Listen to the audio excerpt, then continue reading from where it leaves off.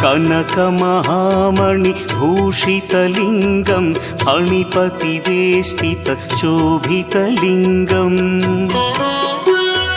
दक्षसुयज्ञविनाशनलिङ्गं तत्प्रणमामि सदा शिवलिङ्गम्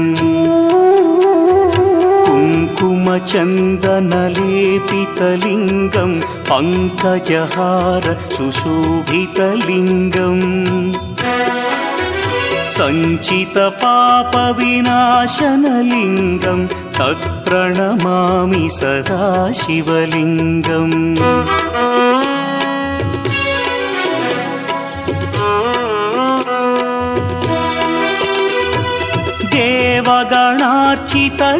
देवगणार्चितसेवितलिङ्गं भावैर्भक्तिभिरेव च लिङ्गं दिनकरकोटिप्रभाकर